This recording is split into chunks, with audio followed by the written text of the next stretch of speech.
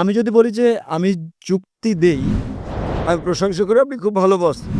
তো স্যার আমি যদি জবাবে সন্তুষ্ট না হই, আপনি সন্তুষ্ট না হন, শুভ সন্ধ্যা ডক্টর জাকির এবং যারা উপস্থিত আছেন। আমার কোনো কিছু বলার আগে আমি কেবল বলতে চাই, আমি যা জিজ্ঞেস করছি তাতে কাউকে অসম্মান করা আমার লক্ষ্য নয় এবং সবার কাছে আমি খুবই তরুণ। তাই কিছু বেঠিক বললে আমাকে ক্ষমা করবেন। আমার প্রশ্ন হচ্ছে, যতদূর আমি দেখেছি এবং জেনেছি, আমার চতুর্পাশে আমি দেখেছি ইসলাম প্রতিমা পূজায় বিশ্বাস করে না। তাই আমি জানতে চাই প্রতিমা পূজায় বিশ্বাস না করার কারণ কি? এটা আমার প্রথম প্রশ্ন। ভাই প্রশ্ন করলেন যে তার বিশ্বাস মতে ইসলাম প্রতিমা পূজায় বিশ্বাস করে না। কেন ইসলাম প্রতিমা পূজায় বিশ্বাস করে না? যে কারণে ইসলাম প্রতিমা পূজায় বিশ্বাস করে না তা হচ্ছে এটা নিষিদ্ধ। পয়েন্ট নাম্বার 1, আপনি ঈশ্বরের প্রতিমা বানাতে পারেন না। ঈশ্বরের প্রতিমা বানালেন আপনি ঈশ্বরকে অবমাননা করলেন। ধরেন আপনি প্রতিমা বানালেন এবং ধরেন প্রতিমাটা পড়ে গেল, প্রতিমাটার কি হলো সেটা ভেঙে গেল। যদি প্রতিমা নিজেকে সাহায্য করতে না পারে, কিভাবে আপনাকে সাহায্য করতে পারবে? স্যার, কিন্তু এখানে আমার পয়েন্ট হচ্ছে, যদি ঈশ্বরের প্রতিমা থাকে সেটা আসল ঈশ্বর না হতে পারে যিনি বিরাজমান। কিন্তু এটি আমাকে তার প্রতি উপাসনায় সহায়তা করে, প্রার্থনায় মনোযোগ বাড়িয়ে দেয়। যদি এটা সাহায্য করে আসল প্রার্থনায় মনোযোগ বাড়াতে, আপনার কি ধারণা এটা কি ঠিক? ভাই বলছেন যে সে প্রতিমা যদি ঈশ্বরের প্রতি মনোনিবেশে সহায়তা করে সেটা কি তার জন্য ভালো নয়? কিন্তু ঈশ্বর যখন বলছেন আমার প্রতিমা বানিও না, তবুও কি আপনি বলবেন এটা স্রষ্টাকে মনোনিবেশে সাহায্য করে? এটা কি ঠিক না ভুল? যদি আপনি ঈশ্বরকে ভালোবাসেন তাহলে তাকে মান্য করবেন কিনা? যদি আপনি ঈশ্বরকে ভালোবাসেন তাকে মানতে হবে।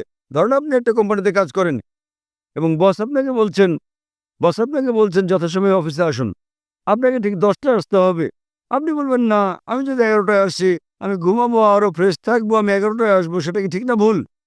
সেটা ভুল। এরপর কিছু লোক আসলো 10টায়, কেউ 11টায়, কেউ বা আবার আসলো 12টায়। না, না, কিন্তু আপনি জানেন আমি ভালো কাজ করতে পারি। কেউ আসলো 1টায়, আবার কেউ আসলো 2টোর সময়। আপনার কি ধারণা কোম্পানিটি ভালো চলবে? না, আমি আমার বসকে খুব ভালোবাসি।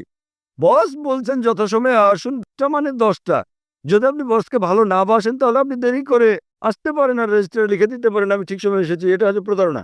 তাই আল্লাহ স্পষ্ট করে বলে দিয়েছেন কোরআনে যে প্রতিমা পূজা করা নিষিদ্ধ। এটা এমনকি হিন্দু ধর্মগ্রন্থে উল্লেখ করা হয়েছে। সুস্পষ্ট করে বলা হয়েছে, আমি আগেও বলেছি, শ্বেতাসূত্র উপনিষদে আছে, অধ্যায় নম্বর 4 অনুচ্ছেদ নম্বর 19, যজুর্বেদ অধ্যায় নম্বর 32 অনুচ্ছেদ নম্বর 3, না তাস্য প্রতিমা আস্তি, মহান ঈশ্বরের কোনো প্রতিমা নেই, কোনো প্রতিচ্ছবি নেই, কোনো ফটোগ্রাফ নেই, কোনো চিত্র নেই, কোনো প্রতিকৃতি নেই, কোনো প্রতিমা নেই, কোনো ভাস্কর্য নেই, কোনো মূর্তি নেই। যখন ঈশ্বর বলছেন কোনো মূর্তি নেই, কোনো ভাস্কর্য নেই, আপনি বলছেন না, না, মনোনিবেশ করতে আমার দেবতা দরকার। কথা কে বলেছেন? হিন্দু পণ্ডিতগণ। যখন আমি পণ্ডিতকে বলি যে এটা স্পষ্ট করে লেগেছে বেদে পূজা করা ভুল, তারা বলেন না, না, প্রথম দিকে যখন আমি প্রাথমিক ধাপে থাকি, নিম্ন পর্যায়ে আমার প্রতিমা পূজা প্রয়োজন মনোযোগের জন্য। যখন আপনি উচ্চ স্তরে, উচ্চ সচেতনতার স্তরে পৌঁছান তখন আর প্রতিমা দরকার নেই। তাই আমি হিন্দু পণ্ডিতদের বলি মুসলিমরা ইতোমধ্যে সচেতনতার উচ্চ স্তরে পৌঁছে গেছে। আহ, স্যার স্যার তবে যদি এটা আমাকে সাহায্য করে কোনোভাবে, তাহলে ঈশ্বর কেন বলবে এটা করো? কারণ আপনি ঈশ্বরকে হেয় করছেন। ধরুন আপনার বস বললেন 10টায় আসতে, না, এটা আমাকে সহায়তা করে, আমি যদি 11টায় আসি শান্তি অনুভব করি, তাহলে আপনার বস আপনাকে বলবেন। যদি আপনার সহায়ক হয় তাহলে কোম্পানি থেকে বেরিয়ে যান, অন্য কোম্পানিতে যোগ দেন, যেখানে কেউ আসে 10টায়, কেউ 11টায়, কেউ 12টায় আসে। আপনি কর্মচারীকে বললেন 10টায় আসতে, ধরেন আমি কর্মচারী বললাম দুপুর 12টায় আসবো, আমি শান্তি অনুভব করি, এটা আমাকে ভালো লাগে, আমি প্রশংসা করি আপনি খুব ভালো বস। আপনি কি পছন্দ করবেন? প্রতিদিন আপনি বলেন আমার বস খুব ভালো, আমার বস খুব ভালো, আপনি তসবিহ জপেন, আপনার জপমালা, আমার বস খুব ভালো। অন্য কর্মচারীরা বিকেলে আসে, 2টোর দিকে আসে, আমার বস খুব ভালো, আমার বস খুব ভালো। বস বলবেন ভাই, আপনি আমার প্রশংসা বন্ধ করেন, সময় মতো অফিসে এসে কাজটা করেন। তাই আপনার ঈশ্বর, আপনার স্রষ্টা আপনার ধর্মগ্রন্থে আপনাকে বলেছেন, হিন্দু ধর্মগ্রন্থে, খ্রিস্টান ধর্মগ্রন্থে, মুসলিম ধর্মগ্রন্থে, প্রতিমা বানিও না। আপনি ঈশ্বরকে অবমাননা করছেন। এত ক্ষমতাবান ঈশ্বর, তার প্রতিমা বানাচ্ছেন। কে প্রতিমা বানাচ্ছে? কে বানাচ্ছে? মানুষ। তখন ঈশ্বর বলবেন আমি মানুষ জাতিকে বানিয়েছি, এখন মানুষই বানাচ্ছে আমাকে। কি বোকামি এটা! স্যার, কেন আপনি করেন না, না। যখন ঈশ্বর আপনাকে বলছেন প্রতিমার প্রয়োজন নেই, প্রতিমা ছাড়া ঈশ্বরের প্রতি মনোনিবেশ করো? স্যার, আমরা ঈশ্বরকে সৃষ্টি করছি না। আমরা যখন প্রতিমা গড়ি এবং আমি আমি ভাবি আমরা তাকে হেয় করছি না। যখন আমরা প্রতিমা বানাই, এটা কেবলই তার একটি আকৃতি বানানো এবং আমার ধারণা এটা তারই অংশবিশেষ। যদি এটা এটি সেখানে আপনাদের থাকে না। বেদে উল্লেখ আছে? স্যার, আমি হিন্দু নই। আমি বেদে বিশ্বাস করি না। তাহলে কি আপনি খ্রিস্টান? আমি যৌন। জৈন। জৈনরা কি ঈশ্বরে বিশ্বাস করে? হ্যাঁ, তা করে। আপনি কি আপনাদের জন্য মতবাদ জানেন? কে আপনাদের ঈশ্বর বলেন আমাকে? স্যার, প্রভু মহাবীর। তিনি হলেন ত্রিতাঙ্কা, তিনি ঈশ্বর নন। আপনি জৈন মতবাদ জানেন না? স্যার, আমি নাও জানতে পারি না। জৈন মতবাদ একটি নাস্তিক্যবাদী মতবাদ। জৈন মতবাদ একটি নাস্তিক্যবাদী মতবাদ। আপনি কি হিন্দু ধর্মকে জৈন মতবাদের সঙ্গে মিশ্রিত করছেন? স্যার, আমি বলছি যে আমি হিন্দু নই। আমি জানি আপনি হিন্দু নন, কিন্তু আপনি জৈন হলে এবং আপনি বলছেন মহাবীর ঈশ্বর, আপনার জৈন গ্রন্থে কোথায় উল্লেখ আছে মহাবীর ঈশ্বর? তিনি হচ্ছেন একজন ত্রিতাঙ্কা, হ্যাঁ স্যার, তিনি হচ্ছেন। তিনি ঈশ্বর নন। তাই তবে আমরা তার উপাসনা করি এবং অন্য সব তীর্থঙ্করদের মতো। কিন্তু তিনি ঈশ্বর তো নন। মহাবীর কি বলেছেন আপনাদেরকে তার উপাসনা করতে? না, আমি এসব পড়িনি। আপনি জানেন না তাই আপনাকে বলছি। আপনারা জানেন না মহাবীর কি বলেছেন এবং আপনারা বলছেন মহাবীর হলেন তীর্থঙ্কর। এটা কি আপনার কর্তব্য না যে মহাবীর কি বলেছেন তা খুঁজে বের করা? হ্যাঁ স্যার, তাই। তাহলে আমি কি করবো? কারণ আপনি একজন অযৌক্তিক মানুষ। স্যার, আমি কি? যখন আপনি কোনো কোম্পানিতে যোগদান করেন সেখানকার নিয়মকানুন মেনে চলেন না। জি স্যার। জৈনবাদ এক ধরনের নাস্তিক্যবাদ।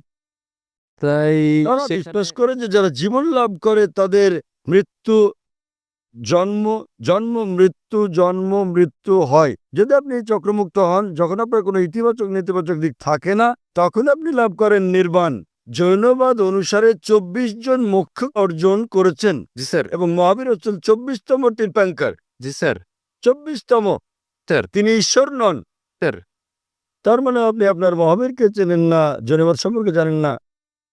কিভাবে আমি আপনার সঙ্গে জৈনবাদ নিয়ে কথা বলি? স্যার, আমি এখানে তা বলছি না স্যার। আমি যা জানতে চাই তা হচ্ছে যে প্রতিমা পূজা। স্যার, যা আপনি বলছেন স্যার, কোরআনে প্রতিমা পূজা ভুল একথা উল্লেখ করার কোরআনে কারণ উল্লেখ কি? আছে, বাইবেলে উল্লেখ আছে। না, এটা উল্লেখ আছে, কোরআনে উল্লেখ আছে, বাইবেলে উল্লেখ আছে, হিন্দু ধর্মগ্রন্থে যে প্রতিমা পূজা করা ভুল। তাহলে কোথা থেকে আপনি এই দর্শন পেয়েছেন? স্যার, স্যার, আমার বক্তব্য হচ্ছে, আমার পয়েন্ট হচ্ছে যে যেখানে আমরা ধরে নিচ্ছি যে যদি কোরআন হয় আসলে ঈশ্বর যা বলছেন, তাহলে তার মানে মানে সেজন্যই প্রতিমা পূজা ভুল। আমি যদি বলি যে আমি যুক্তি দেই, হতে পারে তা একটি পয়েন্ট ছাড়া যুক্তি।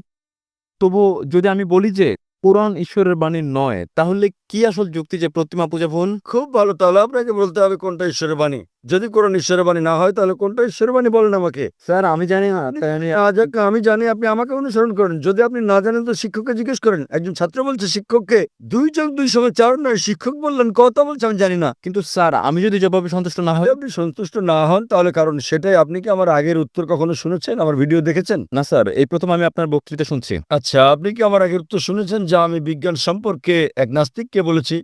আপনি কি মনোযোগ দিচ্ছেন? স্যার, হতে পারে সে সময় আমি হলে ছিলাম না। আপনি কি? সে উত্তরটা হচ্ছে, যদি আপনি না থেকে থাকেন আমি অনুরোধ করি আপনি যান এবং দেখুন আমার ভিডিও ক্যাসেট কোরআন কি আল্লাহর বাণী, আমার ডিভিডি। ওকে, নামটা কোরআন বলবেন? কি নামটা কি আবার বলবেন? কোরআন কি ঈশ্বরের বাণী? কোরআন কি ঈশ্বরের বাণী? এবং ইনশাল্লাহ যদি আপনি মুক্ত মনে এটা দেখেন, আপনি ইনশাল্লাহ গ্রহণ করবেন যে কোরআন ঈশ্বরের বাণী এবং বিশ্বাস করবেন ঈশ্বর একজন, যার কোনো প্রতিমা নেই, এবং ইনশাল্লাহ আপনি এটা গ্রহণ করবেন। তাই যান এবং দেখেন ডিভিডিটা, এটা 4 ঘন্টার ডিভিডি। এবং ইনশাল্লাহ আপনার কোনো জিজ্ঞাসা থাকলে আপনি আমাকে লিখতে পারেন আমার ইমেলে zakir@irf.net।